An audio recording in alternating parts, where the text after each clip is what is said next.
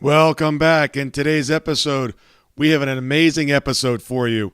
We have the privilege and honor to be speaking with Bridgette Mayer, a world-renowned art consultant and gallery owner. She went from scaling tenement buildings at age 6 to get food to a very successful career in the art world. She's going to discuss her philosophy of success. She'll tell the story how she went from scaling buildings at age 6 to scaling her business. And finally, a roadmap on how to find a successful relationship. Welcome to this edition of Peak Performers Podcast with your host, Thor Conklin. Thor will be sharing the necessary tools, strategies, and psychology you'll need to become a peak performer in any area of your life or business. Thor Conklin here. We give you the tricks, the tips, the tools, the strategy, the technology, and the psychology peak performers use in order to get more done and execute at the highest level. If you know what to do but struggle with getting it all done, or simply want to raise your game to the next level, this podcast is for you. Sit back and enjoy. Bridgette Mayer is a world-renowned art consultant and gallery owner. At age 6, she found buttons in a trash bag on the street and sold them for a profit. She got her first job in a grocery store at age 12. She started her first business, a house cleaning business, at age 15. She started an art consulting business at age 26 and had her first art sale to a cab driver and a corporate art consulting project for the Capitol Grill within the first week of opening. She started her art gallery business on Washington Square in Philadelphia at age 27. She was featured on CNN with Anderson Cooper in 2003 on a program called On the Rise. She purchased the very building that her art gallery was in at age 33. She sold her first $500,000 corporate art package at age 35. She sold her first $500,000 painting at 35 as well. Sold her first $1 million painting at 38 and sold her first $5 million painting at 39. She won the prestigious Philadelphia Business Journal Award 40 Under 40. She subsequently opened her second business in Los Angeles, Bridgette Mayer Art Advisors. And her latest book, The Art Cure, a memoir of abuse and fortune, with the foreword written by Michael Gerber from the E-Myth. Bridgette, thank you so much for joining us today. I know the audience is going to get so much out of today's discussion. Congratulations on your new book. Tell us, what was behind creating the book? Thank you so much for having me today on your show. And what was behind creating my book was I've had a very interesting life story that most people are not aware of. What people are aware of is my successful art gallery business that I've been running and operating the past 16 years. And so I wanted to really go back in time and share my story from the very rough beginnings and my journey through foster care into adoption, and then how I built my business. So that's a little bit about how that started. So tell me, 16 years ago, you were a young woman at that point. How did you get started? I got started out of frustration. I was working for people in the art world, and I was a gallery assistant, and that was my calling and my passion. And I knew I wanted to stay in the gallery world.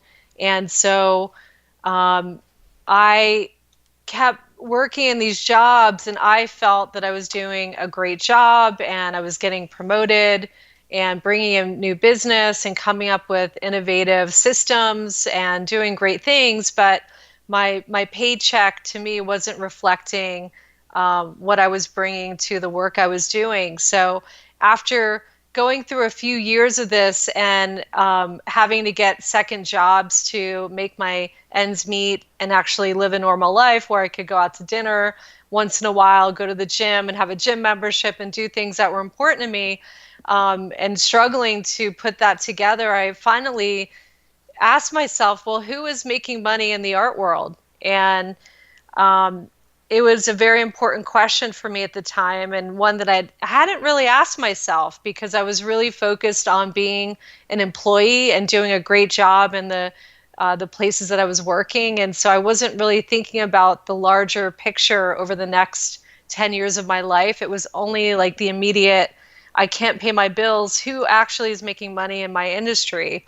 And that question turned me towards exploring that. And landed me in a bookstore reading Michael Gerber's The E-Myth, The Entrepreneurial Myth, which once I read that book, I felt like I had my answer right in front of me.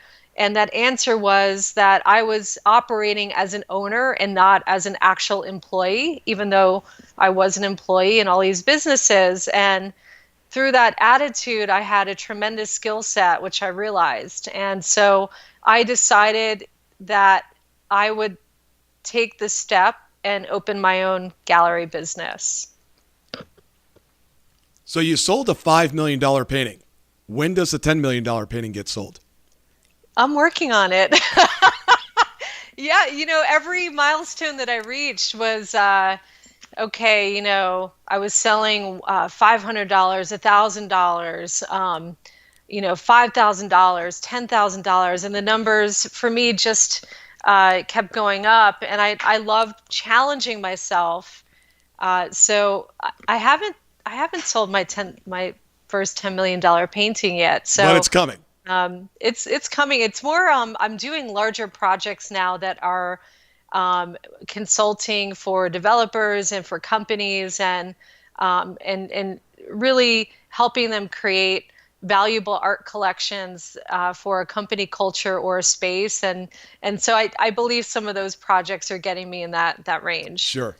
Bring us back to the $5 million sale. What was it like? How did it come together? And what was the feeling afterwards? Well, it was a long process for me. And so I think some people might say, oh my gosh, $5 million. Wow, you were lucky, or that must be really nice, or, was it really easy, or was it really hard? And I can tell you that it took me, I was preparing for that sale over a 14-year period. And when I say that, I kept increasing my knowledge base in the art market, offering my skill sets outside of the white wall of my gallery space to clients, including consulting, and really having the attitude with my clients of over delivering and service and attention to detail to them. And that was my philosophy with working with my clients. Do a great job, be indispensable, have my name on speed dial with them, where if they need anything, they're going to call me first. And so, through building some wonderful client relationships, one of my clients needed a painting to be sold. So I got a call, and I started getting involved in the sale and doing research and writing up reports, and then going out and finding potential buyers. And that sale was about a 2-year process. But before that, it was really a 5-year relationship with establishing myself as indispensable in that client's world, where it was a no-brainer for them to give me a call and have me help them with that sale. So it was incredibly exciting. Yeah, but one of the first ideas that I instilled in my children was, your career or your job will make you a living, but your Rolodex can make you a fortune.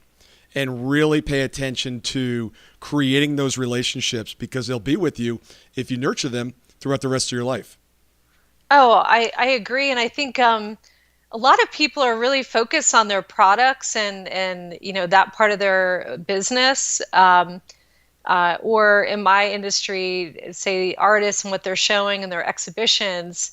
However, for me, it really has come down to the relationships I have with people, the relationships I have with my clients, the relationships I have with my employees, and also very especially the relationships I have with the artists that I represent, and creating a team and creating loyalty and really just showing up and people knowing that they can trust you, that you're going to work really hard for them and get the results that they need. And so that's a huge part of how I've been able to build a very successful business through those relationships. Yeah, and your forward is by Michael Gerber. My forward is by Michael Gerber, and Michael's a mentor, and he's an amazing person, and he's, doing his own work to try to change the planet, and would like to partner with me on a project which I haven't stepped into yet. But yeah, and I've met some incredible people, you included. Well, thank you. Yeah. So bring us back to some of the younger years when you were an entrepreneur at age 6. What are some of the lessons that you learned back then? That's great. And just so your listeners know, some of these stories are in my book. And what I wanted to talk about in the book was how this entrepreneurship started for me really at 5 and 6 years old, and the things I was doing at the time. And a lot of those things were based around the fact that I grew up in a pretty poor family situation. My mom was an alcoholic, and she had multiple drug addictions, and she would abuse and leave her kids unattended for weeks. And so a lot of the early things that I had to do were based on fear, and fear of actually not being able to eat, and fear of starving, and also fear of getting in trouble or being beaten. So a lot of my early stuff was driven by fear and necessity. And one of the stories I tell is we had to get food because my mom was missing in action and had been probably a few days. We realized she wasn't coming back. She would go on a drug or alcohol binge and disappear. And so we were incredibly resourceful, and we would climb out of our apartment window. We lived in a tenement building in Jersey City, scale down the building and get to the sidewalk and trash pick and do things to find food. On one of our trash picking excursions, I found a bag of buttons, and it was decided that I'd be the one to knock on doors and try to sell the buttons. And our thought was that we would get some change and money to actually try to go to the corner store and buy some food. So that's the first memory I have of actually selling something. Now, I want to bring into some context here. Yes. You did this at age 6. So you were scaling the outside of a building at age 6? Yes. I Wow. know, it's insane.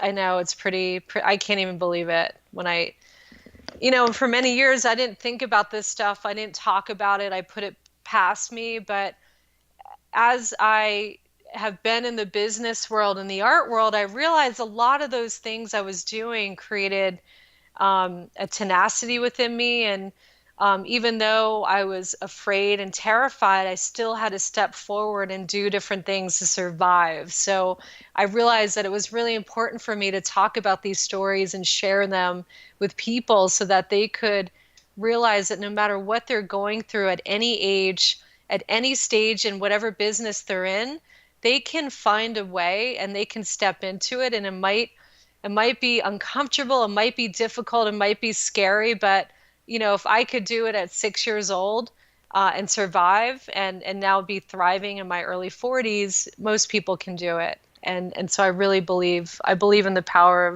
of people's mindset and the ability to accomplish things. Yeah, you're now going to be my go-to example when every time one of my clients starts to whine about something. I know. When I have people whine to me, I'm like, oh, come on, please. You can do it. Yeah. Well, thank you for that. Absolutely. I'm sure you got some great advice along the way in starting your business. What's some of the best advice you heard? Okay. Well, the best advice I got started with the books I started reading, starting with Michael Gerber's book, which was really identifying the type of mindset that I had. And for me to recognize at 25 years old that, no, I'm not an employee. I'm actually a business owner. And I'm someone that wants to do my own thing and run my own business. I actually don't want to work for other people. And that's my skill set. And then it refined into I'm actually an entrepreneur. And then one of my favorite books that I read early on that I think you'll appreciate is I picked up Tony Robbins' book, Awaken the Giant Within. And this was probably a year and a half into my business, and I was struggling, but it was a different struggle now because I was the owner. And I really couldn't figure out how to think about money and finance. And so Tony's book talks about the power of having a vision and goal setting and chunking things into smaller activities and tasks. And I read that book like it was the Bible, and I started following it, everything he talked about. And so his overall advice really catapulted me. And I was just telling someone I made my first $1 million after reading that book. And I really can credit him with the right information at the right time that catapulted me. And what I started doing is I started creating a vision for my life and my business. And it was really mainly for my business because that's where I was spending most of my time. And that really transformed my thinking. And I had never at the time heard of coaching, and I had gone to a few workshops around motivational topics, but nothing to the extent of what Tony teaches. And reading that book changed my life. You know, it's interesting. I work with my clients, and one of the things I try to drive home all the time is stop this obsessive behavior of wanting to read another book. Now, I'm all about learning. You know that. But take some concepts and master them. Start executing on them. You know, it doesn't take 1,000 books to get it. All it does is take one that you act on. Yep. I agree with that. And my third favorite person on the planet is Seth Godin. And Seth is actually a client. He's purchased art from my gallery. I've spent time with him in person, and he's wonderful, and he's a great writer. And you could pick up any one of his books. One of my favorites is titled Purple Cow. And just read it and apply it. And you could read the same book over and over for a few months and try out the content and the information he's sharing, and you will see a result. And so I agree with you. It's not about the amount of books that you read. It's about applying the knowledge and the skills and what's being taught to your particular business and testing it out to see what the result is. And I think a lot of people, they feel trapped because maybe they're not entrepreneurs and working for themselves or working for other people. For some of the artists that I work with and coach, they're sitting alone in their studios and they're confused and don't know how to apply information. But I feel that you could take a book around any given topic, whether it's goal setting or creating a vision, or with Seth Godin, how to set yourself apart with your marketing, and you could apply it and get outstanding results. And read them over and over again. Read the same book. Over and over. Absolutely.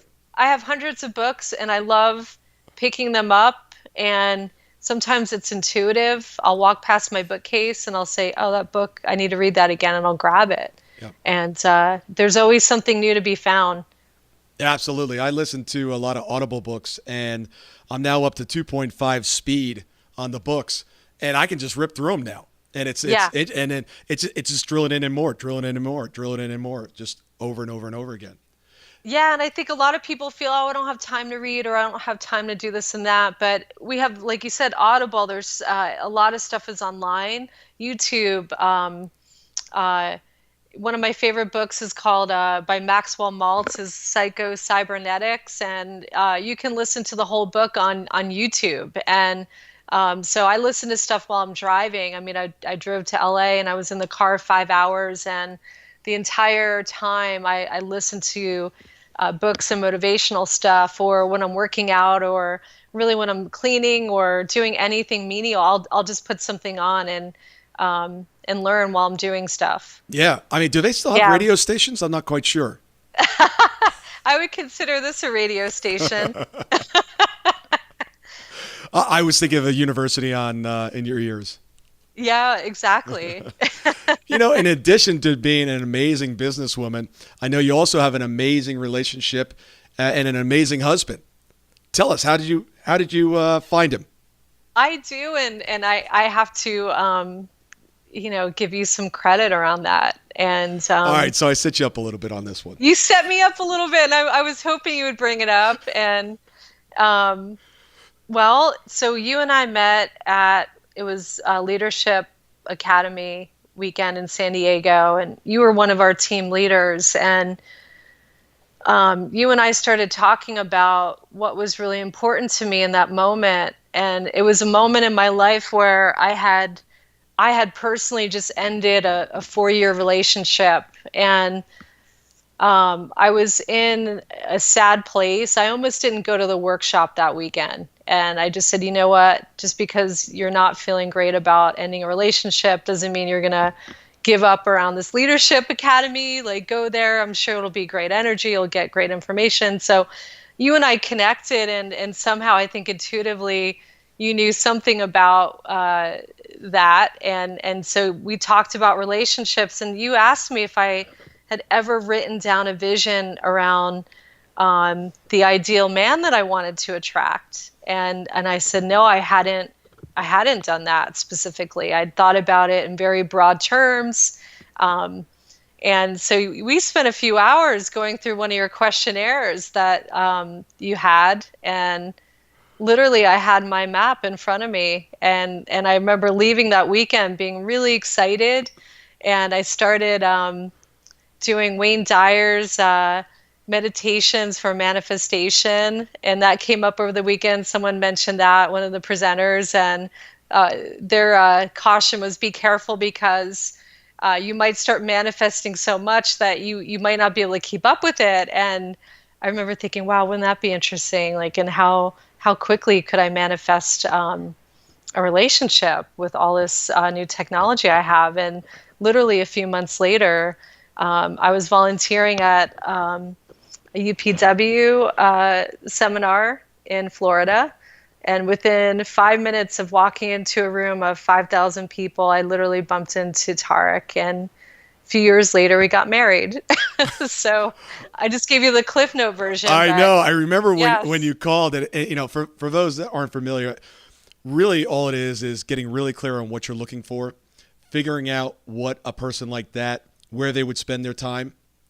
And then the third question is, what are they looking for? Because they have a vision in their mind as well. And then taking a real clear look at yourself and saying, is there something in my life that I need to clear up or change or get better at in order to attract a man or a woman of this caliber? And then once you get clear, it's nothing else than just like business, right? I mean, if you have to have a clear vision of what you're looking for, otherwise you just might find anybody. So yeah. And I was, and after that weekend, I jumped back into fitness and health and just doing things that I loved again. And so literally when I met Tarek, he told me, he's like, within a few hours of talking with you, I realized you were the person that I wrote down on my vision board, and I had attracted you into my life. And so we both had a very similar experience. He had written about me, I had written about him before we met each other, and we were both clear enough to recognize that it was a match. Yeah, because you had it written down. You knew what you were looking for. Exactly. One of the funny things, one of your questionnaires, which I think you called "Be Out on the Lookout." Yeah, if I remember be on the correct, lookout. Yeah. Below it was, what might his best friend's name be?